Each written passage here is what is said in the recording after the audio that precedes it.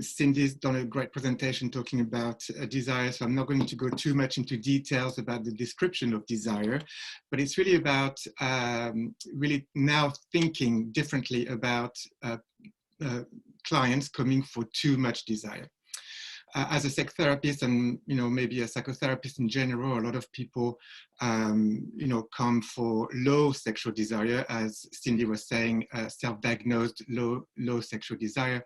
And actually another big group of population comes to therapists because they worry about too much desire, which is also self-diagnosed. So just a little bit of background about me. I'm a psychosexual and relationship psychotherapist.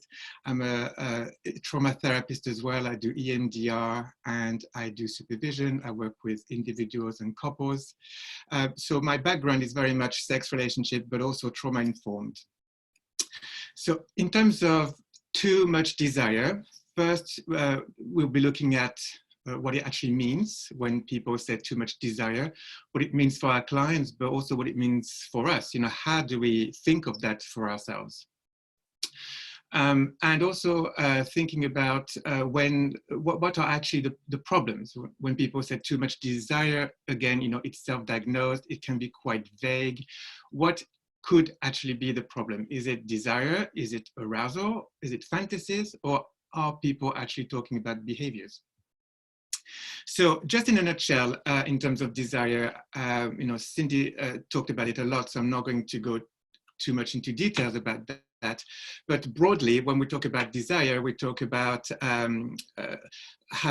feeling a strong sexual attraction to somebody or people, a strong feeling to want to have sex with somebody or some people, a strong feeling of wanting something. So it doesn't necessarily is about sex. It could just be about other things. We can desire chocolate, for example, very much.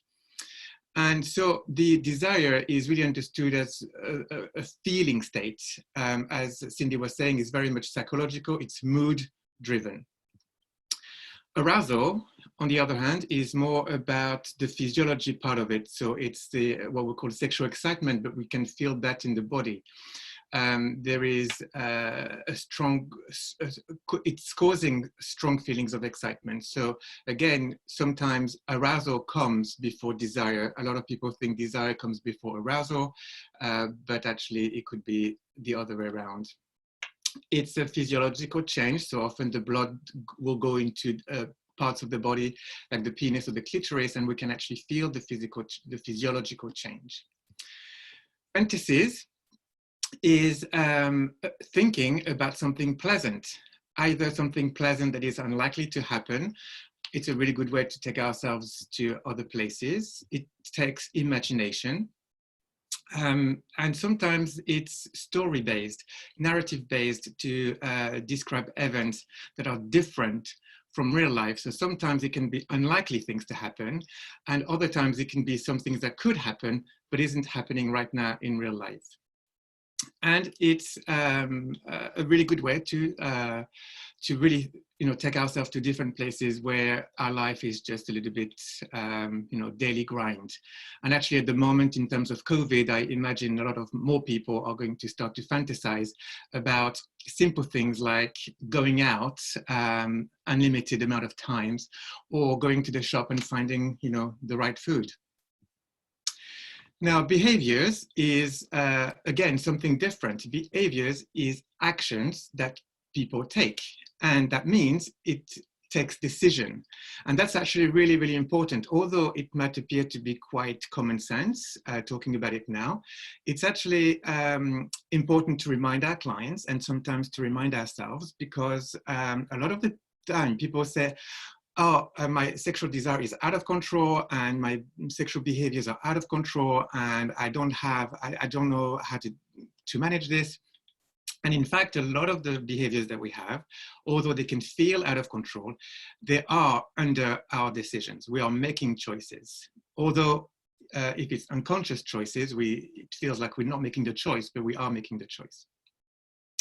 It is often situational, our behaviors, deciding to be sexual, to have a sexual behavior or not, is situational. So again, when people say, I'm out of control with my sexual behaviors, it's not always the case, because usually it responds to some kind of environment. Right now, again, in COVID time, perhaps our sexual behaviors have changed. Either much lower sexual behaviors because of the stress and anxiety of everyday life. But for some other people, the sexual behaviors might really be on the increase to respond to the same kind of environment. Now, another element of sexual desire and sexual behaviors in general usually bring up shame. I'm sure we all know that.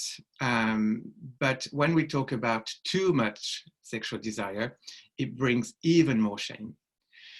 And the problem with shame is that it is just toxic. And the more there is toxic shame, the more it creates problems. And actually, this is the toxic shame that creates a lot of psychological problems, in my opinion. But shame is also isolating, because the more shame there is, the less we're likely to talk about it. And a lot of our clients will be coming to us full of shame. And actually, just by the fact that they've arrived in the room in the initial consultation, we have to validate that, because so many more people will not arrive in our room because of the shame. And also, people feeling a lot of shame about their sexual desire or their sexual behaviors will not speak to other people about it. They will just keep it all to themselves. And then the more they keep it to themselves, the more they think, oh gosh, it's so bad and I'm so wrong, the more the toxic shame increase. And so, of course, the toxic shame, the language of the toxic shame is I'm bad. They're taking one maybe feeling state, sexual arousal element of themselves, and then they start to generalize it into who they are as people. And often it goes to I am bad, or I am wrong, or I am broken. So amongst the people of the LGBTQ community, this is really, really common because of the heteronormative world that we live in. This is so common, we're so used to it. But actually also in the heterosexual world, a lot of people are feeling also a lot of shame because of what they read online and because of all those different forums that people go onto as soon as they start to question their sexual desire or their sexual behaviors in terms of too much. They Google that, and what they get is just pathology after pathology after pathology, and that increases shame for everybody. Now, when thinking about that, then we have to think about whether the problem is too much desire or is it too much shame.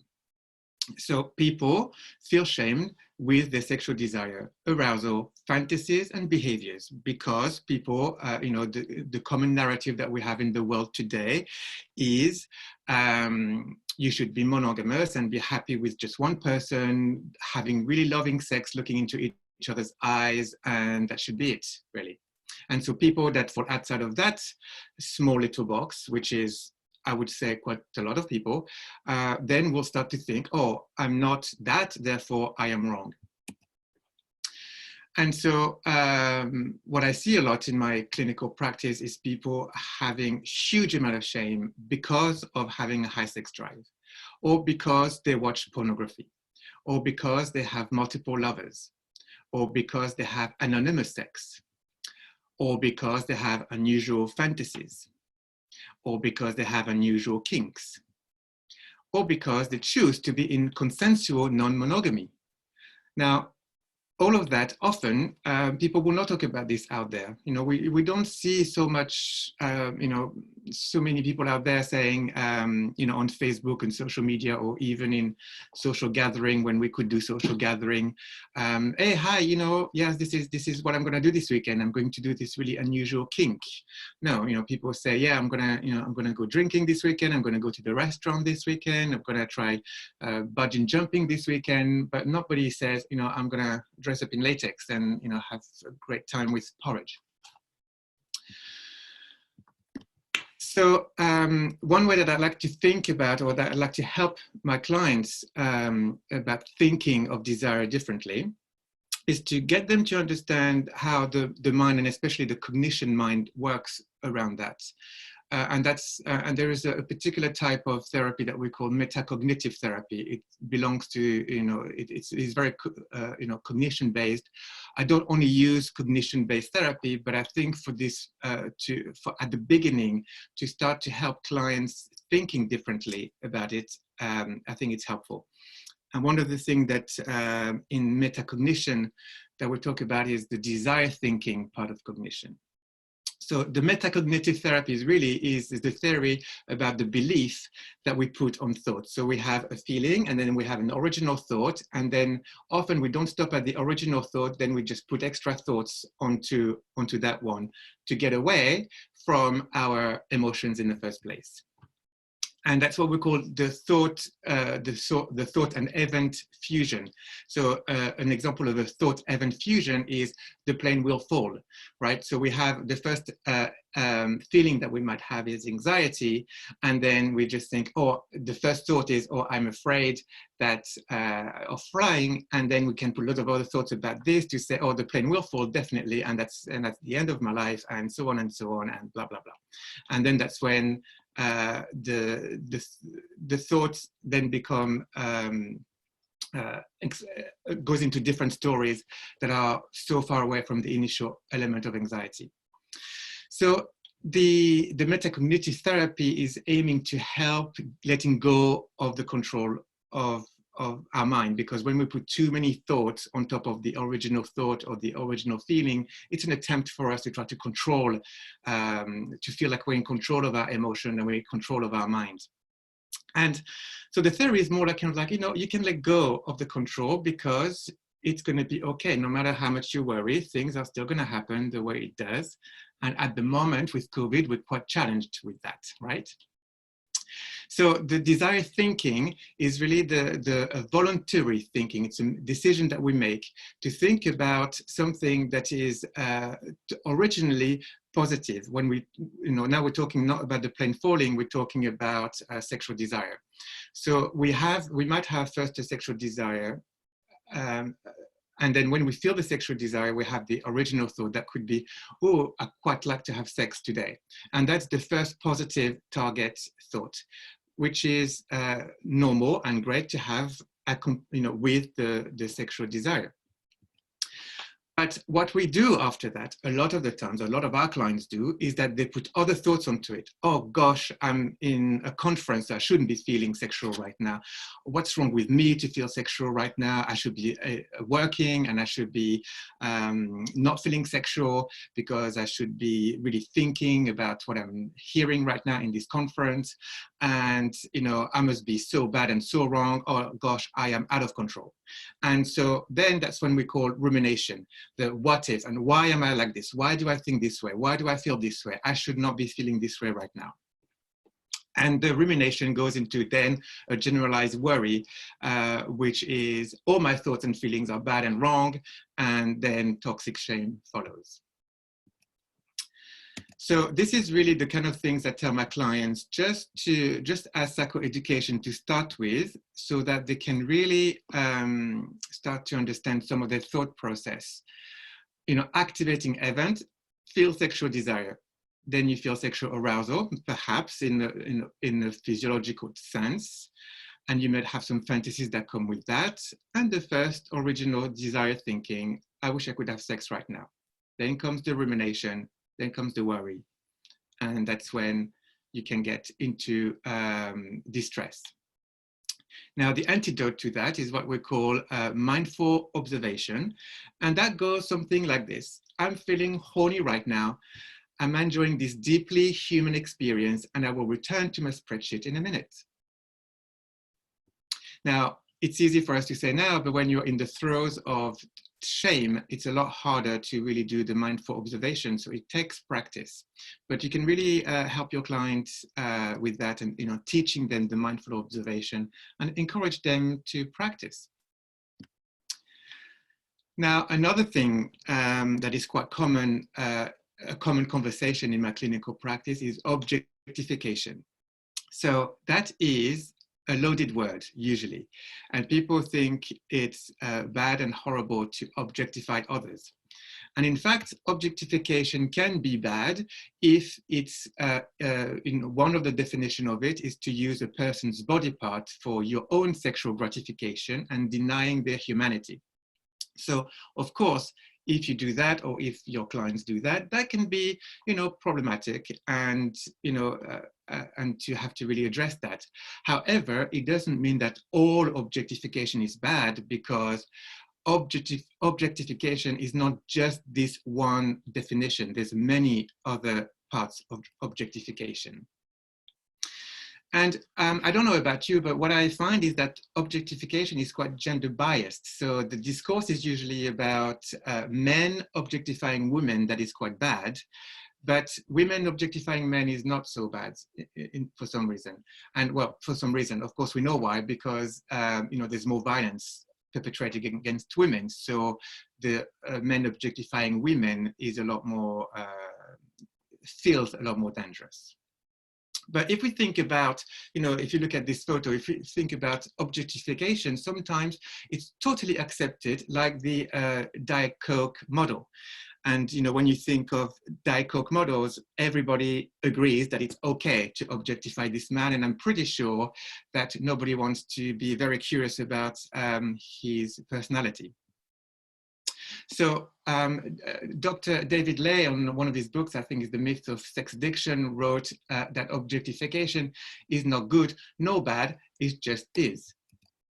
And objectification can be useful for some people. For example, if you're a surgeon and you need to cut up somebody's bodies to do an operation, it's a good idea to objectify that body and not think about their feelings at the time. Otherwise, that might just prevent you from being a surgeon. But it can also be necessary and helpful for lovers to enhance the sexual desire and the sexual arousal if there is an issue with that. And, as Cindy was talking about it in the first place, is to say, what are the conditions to enhance your sexual desire? And actually, some of it could be the objectification. But objectification is also a really good way to really receive pleasure that somebody gives you, or pleasure to yourself, because when you are relaxing into your body, at that moment, receiving sexual pleasure for somebody else means that you have to really focus on your own body parts, and maybe not always considering in that one moment about what your partner is feeling. And objectification, like we can see with the Diet Coke model, can be hot sometimes and bring some welcome sexual desire and sexual arousal. So for us, I'd like us to really think about what it means when we talk about sexual desire in the context of too much sexual desire, what sex positivity is, okay? Because it seems that in the world of sex therapy and maybe psychotherapy, sex positivity is one of those buzzwords at the moment that everybody talks about, right? So it's very much like you go to lots of sex therapist website or psychotherapist website, and often you see, I am sex positive, I am sex positive. But when I supervise therapists, or when I hear about clients' past therapy experience, what it seems to be happening is that people write the word, I am sex positive, but they don't actually practice it. And in order to be sex positive, you have to kind of have a philosophy. Sex positivity is not really what we do. It's a philosophy that we have to adopt for ourselves and actually really believe, almost like, believe in a passionate way. Otherwise, we're not really sex positive. Right. And so I think, so you've got the description here on the slides. I hope you can read. I'm not going to read it all, but there is, some important elements of sex positivity. And this is taken from Justin Lemiller, one of the sex researchers in America. And if you really look at this list of what sex positivity actually is, then you can start to think about when people say, too much sex is wrong, or too much sexual desire is wrong, or people start to diagnosing or even discussing concepts like sex addiction, for example. Then as soon as you start to have this kind of narrative with yourself as a clinician, but also with your clients, you are actually moving away from sex positivity. Now, it's okay if you want to be working with different framework, but I think it's important for yourself first and for your colleagues, but also for your clients to really do what you put on your tin. And this is one of the things. So now with too much desire, what is our bias? Because, you know, we could be sex positive and really truly sex positive, but also we're human and we might have some reactions sometimes to some particular words or some particular sexual practice.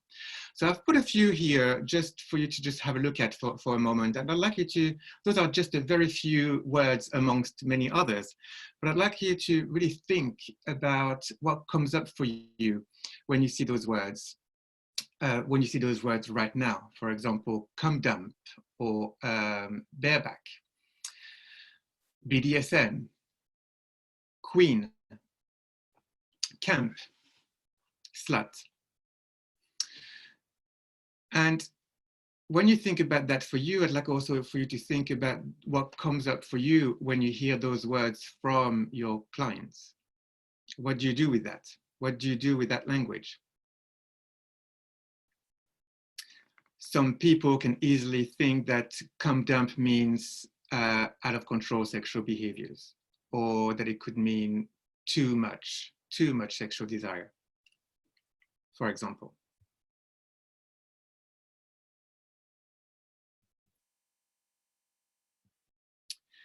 So when can we describe desire being too much? Well, it is really subjective. And it is subjective because in the ICD-11, there is no normative sexual behaviors. And so what it means is that when we think of too much sexual desire, too much sexual behaviors is not actually a diagnosable thing according to the ICD-11. There is no normative sexual behaviors and there is no normative amount of sexual desire or sexual arousal. So it's all up to us. But some people can feel distressed with feeling too much sexual desire. And my question for you would be, is it too much sexual desire or too much shame? And I think it's really important to really inquire what is underneath the distress of feeling too much sexual desire. Now, one of the new research published this year is from Grubbs, who says that people with religious views are more likely to self-perceive with porn addiction. And actually people with religious views are more likely to think that their sexual desire or their sexual behavior is wrong or that there's a problem with it.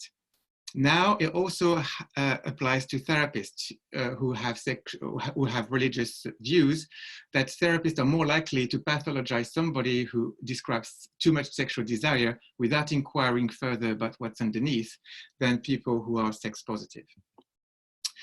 And another study, much older study, which I think is quite interesting and goes quite well with the study this year, is a study that was done with chocolate. And what the study found is that the more people tried to stop thinking about chocolate, the more they were likely to have a behavior that was eating chocolate. So I think that's quite interesting because I mean, we can also see that now in COVID time, how you know, not being able to get what we want, perhaps suddenly we have this strong desire, food desire for this juicy cucumber that we can't find on the shelves anymore. And when there was plenty of cucumbers, we just never bought it, right? So, you know, if you think about, oh gosh, I've got to stop thinking about sexual desire, I've got to stop feeling sexual desire, actually you're probably more likely to engage in sexual behaviors. So that's quite interesting. Now, the problems with too much sexual desire can be that people can struggle with impulse control. So impulsive, you know, we're all impulsive in some ways, like we can be impulsive eating chocolate or, you know, whatever else, but some of us are more, find it easier to control our impulses than others. It can be trauma. It can be shame, as we've talked about earlier, moral views that we've just talked about now. And sometimes, and very often, it's just mismatched values. Somebody thinks they have too much desire because they happen to be with a partner who has less sexual desire, and somehow is the partner with too much sexual desire that would say they have the problem.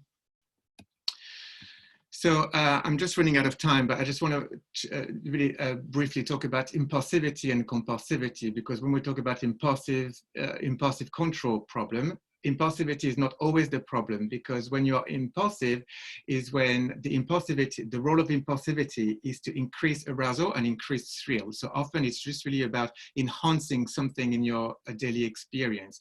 Whereas compulsivity is about moving away from tension, moving away from something unpleasant. So one is going towards something pleasant and the other one is moving away from something unpleasant. And often compulsivity is the thing to really address rather than impulsivity. And when you look at compulsivity, don't look at the behavior of the compulsivity, look at what's underneath. And often underneath, it will be a chronic stress issue.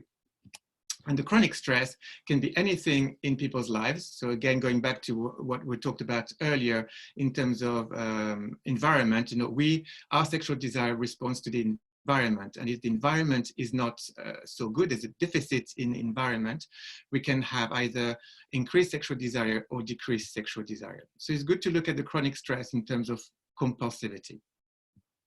So things that I do with my clients is mindful observation, as we've talked about earlier. Distraction is another one. It has to be active, enjoyable, and realistic distraction. So watching TV aimlessly is not a good distraction. That's not going to help you with regulating your urges or self-regulating your emotions. But if you watch a documentary on Netflix that you're really interested in, then that is an active, enjoyable distraction. And the 4 elements of self-regulation is earth, air, water, and fire.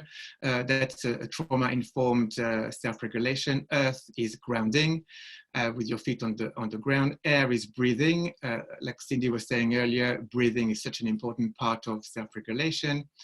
Water is less known. Water is about salivating. If you self-salivate, it activates the nervous system and calms it down. And with sexual desire, that's an important part, because if people feel a high sexual desire, but at the same time they have a dry mouth, it means that they're actually in a trauma space rather than a natural sexual desire that goes into sexual arousal.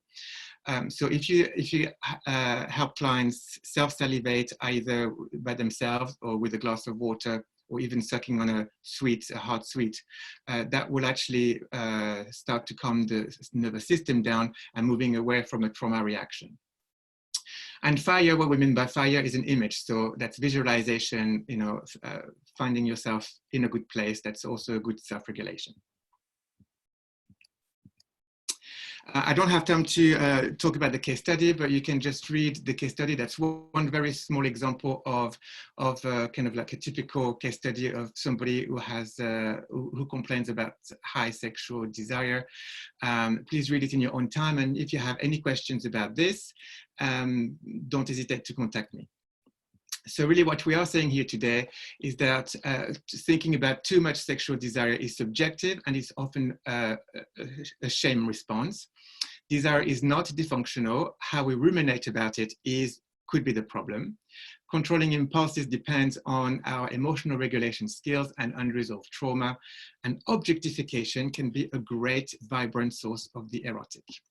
If you have any questions, please do email me or call me. Or you can also follow me on social media. I'm always happy to help and always happy to answer your questions. And for your groups, these are the questions. So for you to really think about how you're going to work with that. So how would you help someone who self-report having too much sexual desire, given what is your original training, but also what you're learning today? And what is the difference for you about too much desire and too much sex? How can you make the difference for you clinically and to help your clients with? And in what way can too much desire be a real problem, or is it ever a real problem? So I'd like you to really reflect on that, think about that, and talk to yourselves, amongst yourselves about that. Thank you. Hi, everyone. So I am putting you into your groups now, just as a